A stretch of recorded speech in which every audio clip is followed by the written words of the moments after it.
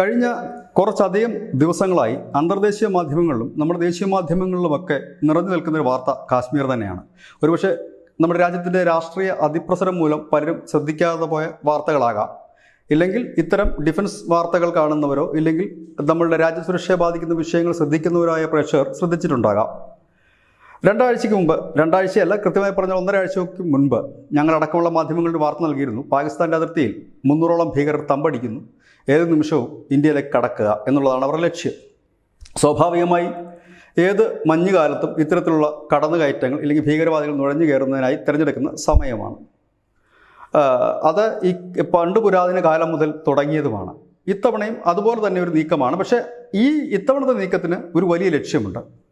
കാരണം കാശ്മീർ ആയിരിക്കും ഈ തെരഞ്ഞെടുപ്പിൽ BJP ഉയർത്തുന്ന അവരുടെ ഏറ്റവും വലിയ ഹൈലൈറ്റ്. ഒരു കാലത്ത് കല്ലെറിഞ്ഞ കാശ്മീരിൽ ഇന്ന് കുങ്കുമപ്പൂക്കളുടെ ഒരു വലിയ കയറ്റുമതി ശേഖരം തന്നെ വന്നിരിക്കുന്നു. അനവധി വ്യവസായികൾ കാശ്മീരിൽ ബിസിനസ്സുകൾ ആരംഭിച്ചിരിക്കുന്നു. കാശ്മീർ പൊതുവെ ശാന്തമായിരുന്നു. ഇന്ത്യയിൽ ഏറ്റവും ശാന്തമായ ഒരു സംസ്ഥാനങ്ങളിൽ ഒന്നായി കാശ്മീർ മാറിയിരിക്കുന്ന സാഹചര്യം. ഇന്നിപ്പോൾ ഫറൂഖ് അബ്ദുള്ള പറഞ്ഞ ഒരു പ്രസ്ഥാനം വളരെ കൗതുകം ജനിപ്പിക്കുന്ന ഒരു പ്രസ്താവനയാണ്. കാരണം ഈ നാളിതുവരെ മോദി വിരുദ്ധനായിരുന്നില്ല, കേന്ദ്ര വിരുദ്ധനായിരുന്ന അല്ലെങ്കിൽ കാശ്മീർ പ്രത്യേകമായി സ്വതന്ത്രമായി നിൽക്കണമെന്ന് വാദിച്ചിരുന്ന ഫറൂഖ് അബ്ദുള്ള പറയുന്നത് സൈന്യത്തെ എന്ന് കാശ്മീരിൽ നിന്ന് പിൻവലിക്കുന്നു അപ്പോൾ കല്ലേർ വീണ്ടും പുനരാരംഭിക്കും, അതിൽ തനിക്കും പിടിച്ചു നിൽക്കാൻ കഴിയില്ല എന്ന് പറയുന്നത്. അതായത് കാശ്മീരിൽ സമാധാനത്തിൻ്റെ പാതയിലാണ്, അത് സൈന്യമാണ് ക്രമസമാധാനം നിലനിൽക്കുന്നത്, അതുകൊണ്ട് അവരെ പിൻവലിക്കരുത് എന്നൊരു അഭ്യർത്ഥന ഫറൂഖ് അബ്ദുള്ള ഭാഗത്തു നിന്നും വന്നിരുന്നു. അങ്ങനെ സമാധാനത്തിൻ്റെ പാതയിലേക്ക് പോകുമ്പോൾ രാജ്യത്തിൻ്റെ പ്രധാനമന്ത്രി ലോകത്തിൻ്റെ നേതാവായി മാറുന്നൊരു സാഹചര്യം. ഇവിടെയൊക്കെ ആർക്കൊക്കെയോ എന്തൊക്കെയോ ചിലത് നശിപ്പിക്കേണ്ടതായിട്ടുണ്ട്. രാജ്യം നശിപ്പിക്കുക എന്ന് മാത്രമല്ല, നരേന്ദ്രമോദിയെ തകർക്കുക, BJP അധികാരത്തിൽ നിന്ന് അകറ്റുക എന്ന ലക്ഷ്യം വെച്ചുകൊണ്ട് ഒരു അന്താരാഷ്ട്ര തലത്തിൽ നടക്കുന്ന ഗൂഢാലോചന. ഇത് ഏത് രാജ്യത്തും ജനാധിപത്യപരമായി ഏത് രാജ്യത്തും തിരഞ്ഞെടുപ്പ് നടക്കുമ്പോൾ ഇത്തരം മറ്റു രാജ്യങ്ങൾ അവർക്കിഷ്ടമുള്ള ഭരണാധികാരികളെ വാഴിക്കാൻ നടത്തുന്ന നീക്കമുണ്ട്. സ്വതവേ പാകിസ്ഥാനെ സംബന്ധിച്ച് ഇപ്പോൾ പറഞ്ഞാൽ അഫ്ഗാനിസ്ഥാൻ്റെ വഴിയെ നീങ്ങിക്കൊണ്ടിരിക്കുന്ന പാകിസ്ഥാന് സ്വന്തമായിട്ട് ഇന്ത്യയെ ആക്രമിക്കാനോ ഇല്ലെങ്കിൽ ഇന്ത്യക്കെതിരെ നീങ്ങാനോ ഉള്ള കരുത്തില്ല. പകരം ഇപ്പോൾ അവിടെ ശക്തി പ്രാപിച്ചിരിക്കുന്ന വിവിധ ഭീകരവാദി ഗ്രൂപ്പുകളാണ്. ഈ ഗ്രൂപ്പുകൾക്ക് വലിയൊരളവിൽ പണം നൽകുന്നത് ചൈനയുമാണ്. അതുകൊണ്ട് ചൈനയുടെ വലിയൊരു സ്വാധീനമുണ്ട്. ഈ ചൈനയുടെ സ്വാധീനം എന്ന് പറഞ്ഞത് അതിർത്തിയിൽ ഒരു സംഘർഷമുണ്ടാക്കുകയോ ഇല്ലെങ്കിൽ ആ ഒരു യുദ്ധത്തിലേക്ക് എത്തിക്കുകയോ എന്നുള്ളതല്ല. പകരം ഇവിടെ ഭരിക്കുന്ന കേന്ദ്ര സർക്കാരിൻ്റെ ഇമേജിന് കളങ്കമുണ്ടാക്കുക എന്നുള്ളത് തന്നെയാണ്. പക്ഷേ അവിടെ ഇമേജിന് കളങ്കമുണ്ടാകാതെ നോക്കുക എന്നുള്ളതാണ് കേന്ദ്ര സർക്കാരിന് മുമ്പിലുള്ള വഴി. ഏതായാലും കാശ്മീർ ഒരു വലിയ വിഷയമായി തന്നെ 2024 തെരഞ്ഞെടുപ്പിൽ BJP ഉയർത്തി കാട്ടുക തന്നെ ചെയ്യും.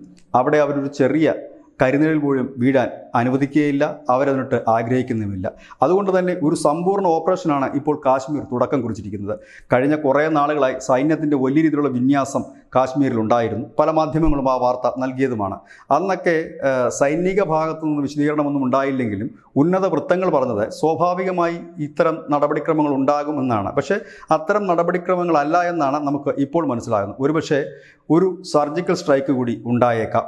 അതിൻ്റെ നേട്ടം BJP കൊയ്യുകയും ചെയ്യും. പക്ഷേ അപ്പോൾ മറ്റൊരു വാദവുമായി ഒരു കൂട്ടർ രംഗത്തെത്തും. BJP ഇലക്ഷന് ജയിക്കാനായി സർജിക്കൽ സ്ട്രൈക്ക് നടത്തിയെന്ന്. പക്ഷേ കാര്യങ്ങൾ അറിയാതെയല്ല ഇവരൊന്നും ഇങ്ങനെ പറയുന്നത്. കാരണം കഴിഞ്ഞ 2 ആഴ്ചയായിട്ട് അതിർത്തി നടക്കുന്ന ഓരോ കാര്യങ്ങളും ഇപ്പോൾ അനുനിമിഷം നമ്മളുടെ മുമ്പിലേക്ക് എത്താറുണ്ട്. മലയാളം മാധ്യമങ്ങൾ പോലും കൊടുക്കാറുണ്ട് അത്തരം വാർത്തകൾ.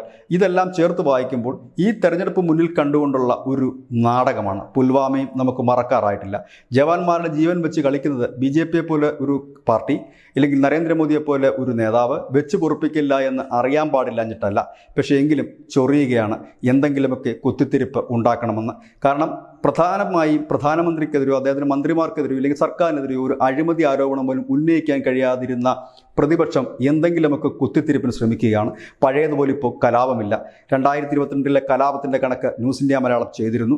അത് വളരെ കുറവാണ് മുൻ വർഷങ്ങളെ അപേക്ഷിച്ച്. അതായത് കലാപം BJP ഭരിക്കുന്ന സംസ്ഥാനങ്ങളിൽ 90% ഇല്ലാതായിരിക്കുന്നു. രാജ്യത്തിൻ്റെ കലാപത്തിൻ്റെ ശതമാനം നോക്കിയാൽ 50% കുറഞ്ഞിരിക്കുന്നു. ഇതൊന്നും മുൻപ് കേട്ടുകേൾവിയില്ലാത്ത കാര്യമാണ്.